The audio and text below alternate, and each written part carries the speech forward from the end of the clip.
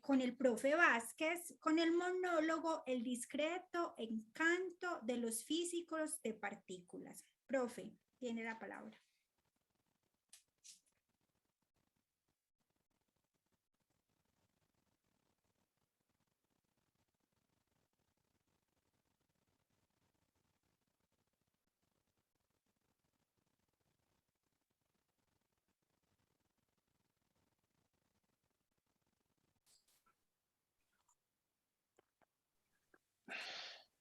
A ver ahora, me confirman si estoy audible y visible. Sí, profe. Sí. Ok, muchísimas gracias.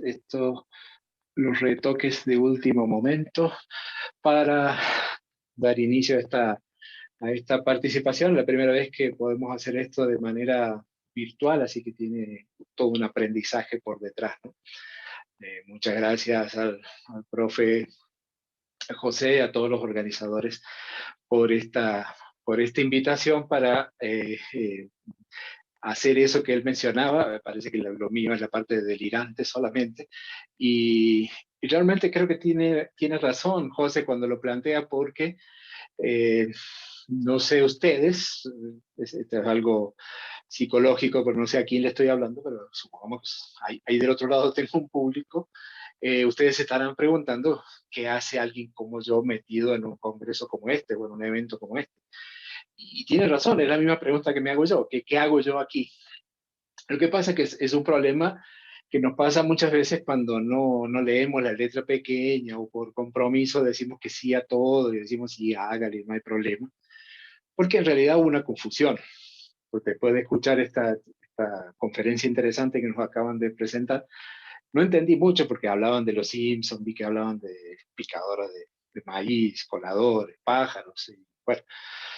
Y efectivamente, entonces la confusión es porque cuando me invitaron, a mí me dijeron, yo pensé en realidad que me habían invitado a una especie de novela mexicana, digamos, porque uno pensaba Valle de Pasiones, el valle en llamas, partículas en el valle.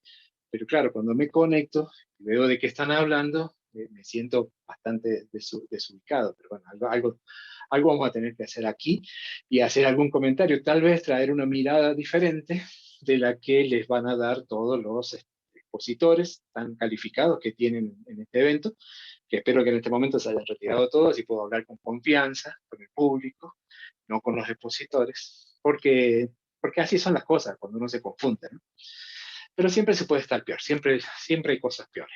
Por ejemplo, a mí, si hay algo que me asusta, me complica mucho más que un evento de física de partículas, es cuando uno piensa cuáles son las cosas que a uno le dan miedo, las que le dan susto, las que le dan temor. Y a mí, por ejemplo, solamente hay una cosa que me dé más temor que las preguntas difíciles o las personas curiosas. Lo único que me da más temor son las personas curiosas que hacen preguntas difíciles. Y eso lamentablemente me pasa muy a menudo, casi que me pasa semanalmente. Yo tengo un amigo, se llama José, es una coincidencia, con el que me reúno semanalmente en un café, a tomar café, escuchar música, hablar. Y este José tiene no sé, la habilidad, la mala habilidad de hacerme preguntas difíciles que yo no sé resolver. Entonces yo cada vez que voy al bar, cada vez que voy al café, voy preparado para ver cómo llevar un buen material para que no me tome por sorpresa. Entonces yo siempre voy esperando que me haga preguntas así profundas como, no sé, cuál es el sentido de la vida, para qué estamos aquí. Yo más o menos llevo una bibliografía estudiada, pero siempre pierdo porque siempre me sale con una pregunta para la cual yo no estaba preparado. Por ejemplo, el viernes pasado, que yo estuve reunido con él, apenas llegó el momento este de la pregunta, me dice, ¿oíste? Así me dijo, así, sin ningún preámbulo. ¿Oíste? ¿Por qué será que los físicos son distintos a los demás científicos? Así. Y yo no me podía quedar callado, algo le tenía que contestar, así que uno cuando hace silencio como que parece que está pensando lo que va a contestar, organizando ideas, mirando así, jugando con lo que teníamos en la mesa del café, y pensando un ratito le digo, José, Lo que pasa es que, miré así, lo que pasa es que lo esencial es invisible a los ojos. En ese momento José se quedó así como sorprendido por mi respuesta, pensándolo, lo vi un poco serio, pero de golpe como que se le iluminó la cara de alegría y me dijo, "Ah, lo que vos me querés decir es que los físicos en realidad escudriñan la materia hasta los efectos más íntimos para poder entender de dónde venimos y hacia dónde vamos". Ante lo cual yo le dije, sí, y sobre todo, ya no dije más nada, sí, y agradecí que el sobrecito de azúcar en el que yo había leído la frase era ese, porque el otro que venía después decía, podrás quitar un pétalo, pero no acabarás con la flor. Entonces me iba a quedar un poco más difícil enganchar esa parte con la parte de la física. Pero en todo caso, busqué una excusa, le dije que había dejado encendido un equipo en casa y me retiré antes, dejándolo tranquilo a José con su pregunta. Pero en el camino me fui pensando, digo, algo de razón debe tener José si me hace esa pregunta, algo deben tener los físicos de diferente de otros tipos de científicos, pero me quedaba la duda. Y ante la duda, como buen investigador, uno tiene que buscar datos, buscar información. Así que ese día, aprovechando que en casa tengo una completa base de datos, puedo buscar cualquier tipo de información, eh, inicié una búsqueda para tener elementos de juicio y puse en la búsqueda físicos increíbles. Me arrojó un montón de datos, especialmente fotos, muy interesante, me puse a ver esa foto, estaba ahí como entretenido viendo la foto hasta que entró mi esposa y me preguntó qué estaba haciendo viendo esas cosas. Y ahí comprendí que el criterio de búsqueda también tal vez no había sido el más adecuado y en lugar de poner físicos increíbles, más bien puse científicos increíbles. Y ahí sí funcionó, ella se quedó tranquila y salió un montón de información de científicos de todas las áreas, digamos las áreas que uno normalmente está más acostumbrado, que son la matemática, la química, la biología, la astronomía, que me han dicho que los astrónomos es lo que resulta cuando uno combina un físico con un adivino, dicen algunos, no sé, y lo físico, ¿no? Entonces son las áreas que más o menos nosotros trabajamos. Y me puse a estudiar, tuve horas toda la noche prácticamente buscando información y creo que llegué más o menos a formarme una opinión acerca de esas diferencias y a ver si lo que le generaba esa duda a José tenía algo de razón o no. Y yo creo que tenía algo de razón, porque si uno se pone a buscar en la historia rápidamente, entonces me leí toda la historia de los matemáticos, de los biólogos, de los químicos, de los físicos, yo leo rápido, entonces puedo leer muchas cosas, y llegué a la conclusión de que hay algo de diferente en los físicos, porque si ustedes piensan, en los matemáticos uno dice, sí, qué personaje así haya trascendido la historia, que un tal Tales, que un Pitágoras, que un Euclides, que parece que era un muchacho que le gustaba hacer dibujitos, pero bueno, ahí, o sea, no mucho más, ¿cierto? Si uno se va por el lado de los químicos, sí, bueno, químicos, hay alguno que otro, pero bueno, ¿cuáles son los que recordamos más? Mendeleev, pero porque más que por su aporte en la tabla periódica, porque en realidad siempre aparece en la foto con barba, por ejemplo. O si no, al que se considera el padre de la química moderna, Antoine de Lavoisier, pero en realidad no lo recordamos por ser el padre de la química moderna, sino por distraído, porque, digo distraído porque me dijeron que perdió la cabeza en la Revolución Francesa. Esta es la parte didáctica del monólogo, porque el que no sabe entonces va a tener que ir a leer por qué dije lo que dije. Si nos vamos para los biólogos, claro, los biólogos también tenemos unos personajes que son más conocidos, ¿no? Pues tenemos, por ejemplo, el monje Mendel, que trabajaba en un monasterio en la ciudad de Brno, en la República Checa. Él estaba haciendo esos experimentos que hace todo el mundo con hacer crecer los frijoles y descubrió la genética, así, como que tenía tiempo y lo hizo. Pero claro, sin duda los biólogos pensaremos que el personaje más popular seguramente es Charles Darwin, ¿cierto? Que de chiquito era un chico muy inquieto, andaba juntando cuanto cucarrón se le cruzaba en el camino, tenía la casa vuelta a nada. Hasta que un día la madre le dijo, Darwincito, porque ella le decía Darwincito, Darwincito, ¿por qué no te vas un poquito a dar la vuelta al mundo? Así puedo acomodar tu cuarto. Y Darwincito se fue en el barco Beagle, dio la vuelta al mundo, llenó el barco de plantas y bichitos, llegó de nuevo a su casa, se pasó años mirando, analizando, y escribió el origen de las especies, que no es un libro de cocina, sino de biología, por eso de las especies. Bueno. Pero bueno, son personajes que sí los conocemos, ya los biólogos son así como más famosones.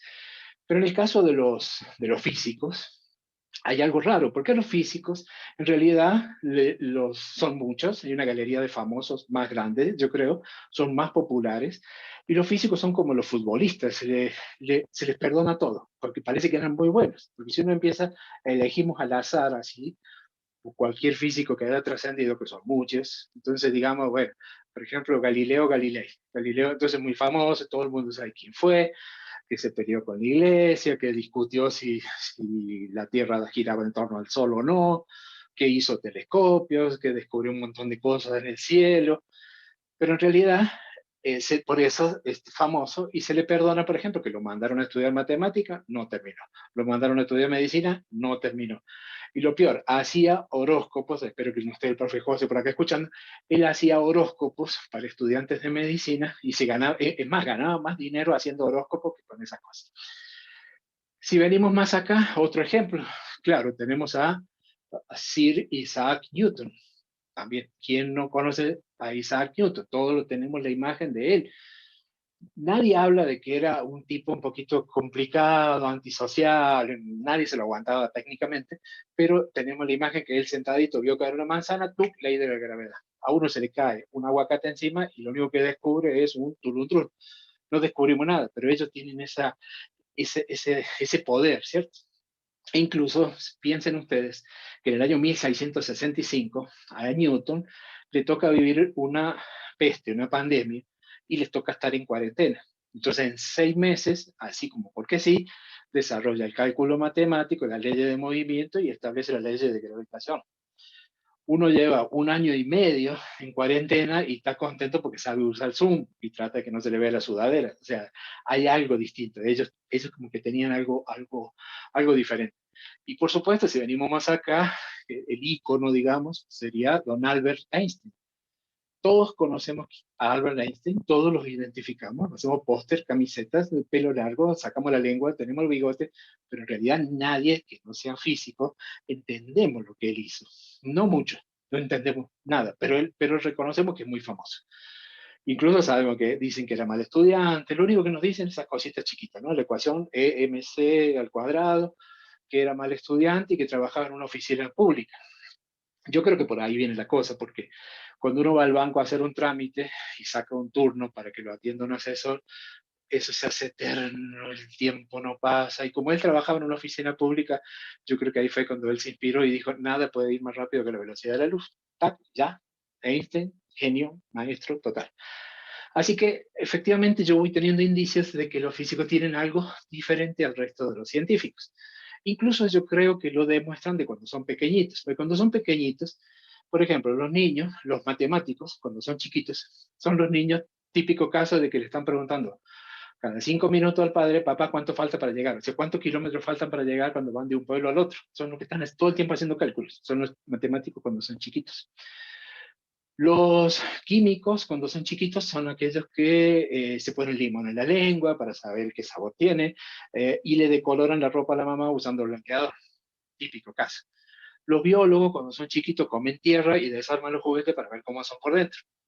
Pero en cambio los físicos, cuando son chiquitos, son diferentes, son diferentes. Por ejemplo, una típica escena que se da en los colegios, ¿no? En la escuela, cuando la maestra le dice, a ver, Josecito, si tengo 2 manzanas en esta mano y 2 manzanas en esta otra, ¿cuántas manzanas tengo? Y ahí, Josecito, ahí es donde se ve el comportamiento, como digo, diferente de, de los niños. Josecito contesta, que es relativo, que en realidad puede haber más manzanas entre medio de las manzanas, que puede haber manzanas que son microscópicas, que puede, en realidad que hay una probabilidad que las 4 manzanas estén en una sola mano, y también puede ocurrir que en realidad las manzanas no existen hasta que ella no abra la mano. Moraleja, punto para Josecito, terapia para la maestra. Así que de chiquito también se ven esas diferencias. Y también suele verse esa diferencia en el comportamiento cuando uno se plantea, bueno, ¿qué es lo que hacen ellos cotidianamente? ¿Qué los hace feliz? ¿Qué necesitan como profesionales para ser felices? Yo voy improvisando mientras organizo el set, el presupuesto no daba para un telón más grande, ahí vamos. Con los matemáticos, para ser felices, uno piensa, bueno, ¿qué querrán ellos? ¿Qué los hará súper, súper felices? Tener una memoria RAM, supongamos, enorme para hacer cálculos, o un marcador que no se seque. Ya, con eso son felices, no necesitan mucho para ser felices. Los biólogos, ¿qué necesitan para ser felices? Los biólogos son felices, ellos son felices, a lo sumo será una gorra nueva, exótica, porque ustedes vieron que los biólogos son felices siempre, pero nunca he visto un biólogo triste, ¿no? Y los biólogos están en cualquier parte, uno los encuentra arriba de los árboles, debajo de los árboles, arriba del agua, debajo del agua. Así que los biólogos, bueno, no los pongamos en esta categoría. Los químicos, ¿qué necesitan para ser felices? Bueno, los químicos, al contrario que los biólogos, no son felices. Los químicos nunca son felices porque tienen un estigma que encima, ustedes vieron que todas las cosas malas se las asocian a los químicos, ¿no? Por eso algo es bueno cuando no tiene químicos. Entonces ya es demasiado carga la que tienen los químicos encima, pero seguramente si le dan a elegir, dicen, bueno, los químicos, ¿qué podrán querer para ser felices? Bueno, mira, un equipo que haga análisis químico, que sea bueno, bonito, barato y que funcione con Bluetooth, de 4B. ¿Eh? Bueno, bonito, barato y Bluetooth, o sea, que me mande los resultados del celular y me permita hacer análisis. Pequeñito, portátil, ya con eso son felices. Pero el cambio con los físicos, ahí hay una gran diferencia. ¿Por qué? Porque la física, bueno, tienen un comportamiento diferente. Diferente porque yo creo, ¿no? Humildemente, creo que tienen como dos problemas. Los físicos, por un lado, creo que tienen un problema de ludopatía, sufren les gusta apostar, son como muy competitivos los físicos. Porque si ustedes piensan, los químicos, por ejemplo, cuando hablan del átomo, un químico dice, bueno, sí, durante muchos años pudimos hacer química, de hecho que pudieron hacer química sin saber cómo era un átomo. Después nos ponemos felices, dice, bueno, a ver, pongámosle un núcleo, que un protoncito, y si hay protones por acá, pongamos unos electrones que giran por ahí dando vueltas, no orbitales, eso es lo más difícil que uno diga, orbitales. Y unos neutrones como para que tengan eso ahí metidito, algo misterioso, mágico, que si se rompe, tenemos una bomba atómica. Y ya, no más que eso. Con ese modelito de átomo, los químicos explican desde el color, de cómo funciona la vacuna eh, para la COVID, o por qué se pone oscuro el aguacate cuando lo dejamos abierto en la nevera. Ya con ese modelito alcanza. Pero los físicos no se conforman, los físicos no se conforman. Ellos vieron, alguien puso que el modelo del átomo tenía un protón, entonces digamos, no, metámosle otra cosa que sea como el protón, pero que tenga carga diferente. Pero había electrones, entonces metámosle otra cosa que tenga carga diferente del electrón. Pero tienen ese tamaño, no, metámosle cosas que sean más chiquitas, y más chiquitas pero con carga, pero más chiquitas sin carga, y más chiquitas con cargas cruzadas, y empiezan, y claro, y no paran más, porque como van apostando, te apuesto que te inventa una nueva, y te inventa una nueva, y te inventa un neutrino, y te pasa, te atraviesa, no te hace nada, porque son todos chiquitos, como no se pueden ver, entonces no paran, no tienen límite, entonces inventan, digo que proponen partículas, ¿no? Y además, o sea, son muy competitivos y el otro problema es que nunca se le puede ganar una discusión, jamás, no se puede discutir con un físico. Porque, por ejemplo, si uno dice, un matemático propone algo raro, le van a decir, bueno, hágame un teorema, demuéstreme ese teorema. Y hasta que no lo demuestre, el tipo es un loser, un fracaso. Un químico propone alguna cosa rara, dice, bueno, a ver, vamos al laboratorio, muéstremelo, haga la reacción. Un biólogo dice, propone que existe, no sé, un gallinazo de ojos azules, el abominable hombre del oriente, hasta que no lo traiga, hasta que no muestre el esqueleto, la piel, algo, no le van a creer. Pero en cambio, a un físico no se le puede discutir, porque si uno le pregunta eso, dice, es que eso es materia oscura. Ya, chau, se acabó. La mayoría es materia oscura, entonces no se puede saber, muy oscura. Así que es complicado, ¿no? Pero bueno, tampoco hay que ser injusto con los pobres físicos, porque muchas veces ellos se ven en la necesidad de demostrar. Tampoco eso lo hacían antes, cuando era física teórica y proponía. Pero ahora y recién estuvimos viendo en esta conferencia, ellos tienen que hacer demostraciones. Entonces, como que dijeron, bueno, ya que nos obligan y ya que los demás se comportan así, nosotros los físicos nos vamos a ir al otro extremo. Si hay que hacer experimentos, entonces que sea a lo bestia. Si hay que tener un equipo, que sea a lo bestia. Entonces ahí te meten el acelerador este, que si no es de dos países, no se vale. Ya tiene que ser como de dos países. Lo podrían haber hecho de este lado y quedaba en un solo país. No, tiene que ser o sea, dos países. Una de las cosas que, si no se le puede preguntar, porque van a decir que eso es materia oscura. Pero bueno, la cuestión es que son dos países. Como no se conoce muy bien cómo funciona esto y llama mucho la atención, existe mucha leyenda urbana, mucho mito. Por eso yo no me hago responsable, simplemente estoy repitiendo lo que uno lee por ahí. Eh, de que ese colisionador es muy, profe José ahora mostró algunos datos, no está tan descabellado. Es muy grande, requiere unas condiciones terribles, ¿no? Se menciona, por ejemplo, que cuando tienen un switch para todo, cuando lo encienden al colisionador, eh, eso tiene tanta energía que en la ciudad de Nuuk los bombillos hacen así. Como todos saben, la ciudad de Nuuk es la capital de Groenlandia, ¿no? Entonces, cuando lo encienden allá en Groenlandia, la luz como que pega un bajoncito. Eh, y como decía el profe, es circular, tiene muchos kilómetros y pasa por dos países. Entonces dice que hay un técnico que va revisando que todos esos tubos estén bien conectados, que todos los cables estén bien, y el técnico tiene que andar con dos pasaportes, porque cuando da toda la vuelta, le tiene que pasar por la aduana, incluso cuando da la vuelta. Y como ellos hacen esas cosas raras, la partícula de Dios, no sé qué, parece que cada vez que llega el técnico es 15 minutos más joven que cuando sale.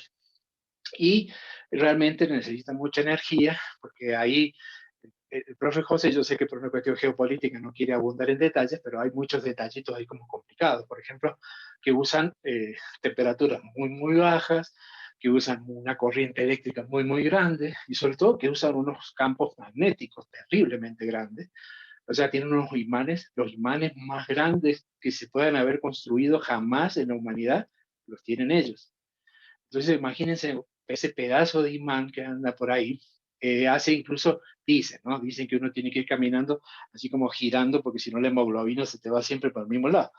Hay que ir así como moviéndose un poquito para que no se nos vaya todos los glóbulos rojos para el lado del imán. Incluso me han dicho, eso no estoy seguro, que ocurrió un accidente, porque en este momento tengo entendido que en este momento el colisionador está parado. Si uno busca las noticias, parece que dicen que están instalando unos detectores nuevos. Parece ser que en realidad lo que no quieren decir es que hubo un accidente un poco trágico en estos días. Alguien preguntaba recién los problemas de las radiaciones, pero no es con las radiaciones, cuando prenden el equipo tienen un campo magnético tan grande que parece que había un técnico que estaba anémico y justo se le dio por tomar las pastillas para la anemia, sulfato de hierro. Y esa foto que mostró el profe José, ¿no? que estaban separados así, en realidad lo están despegando al técnico de lo que quedó ahí pegado. Dice, o sea, no estoy seguro. Pero bueno, no hay que ser tampoco tan injusto con estos comentarios, porque gracias a tener ese colisionador, finalmente ellos, como nos dije, nos van a decir en esta conferencia, ellos han podido fabricar esas partículas, ¿no? Y ahí sale todo ese número de partículas con nombre de guerreros de una galaxia imperial, que los tetraquark, que los hadrones, que los gravitones, que los hiperdrones. Parece que es tan bueno que hasta reggaetones sacan de ahí, una cosa así impresionante. Y no todo es injusto, ni no todos son ganados, digamos, no todos que es felicidad para los físicos, porque también es cierto que ellos cargan con su propio estigma, así como todo lo malo es porque tiene químicos. Cuando una pareja se conoce, se dice que la cosa funciona porque hay química entre ellos, pero con lo físico eso no funciona. Si dicen eso, hasta suena feo, ¿cierto? Entonces los físicos, para resolver ese trauma que tienen de pequeñitos, lo que han hecho fue inventar los muones. Los muones son como unos ositos de peluche que ellos intercambian para el Día del Amor y la Amistad entre los físicos, los muoncitos. Así que en todo caso, yo después de pasarme toda la noche estudiando, llegué a la conclusión, en primer lugar, que cuando vuelva al café a hablar con José, voy a llevar toda esta bibliografía, que voy a ir más temprano para revisar los sobrecitos de azúcar a ver cuál es el que me sirve, que espero que me pregunte cosas más sencillas, como qué es el chiflón, por qué no se puede mojar uno cuando está calorado, cosas que uno puede manejar. Pero en todo caso, le voy a llevar como gran noticia para que José se ponga contento, que si hay algo particular de los físicos de partículas, es el sentido de humor que tienen, con el que escuchan cuando alguien habla de qué tienen de particular los físicos de partículas. Así que con esto, muchísimas gracias por su atención. Supongo que no van a tener ninguna pregunta. Sí, seguramente habrá muchos comentarios malos, pero yo me puedo desconectar en cualquier momento. Así que gracias de todas maneras y felicitaciones por esta iniciativa, este evento que están organizando. Profe, muchas gracias a usted. Pero sí, tiene toda la razón, no tenemos preguntas.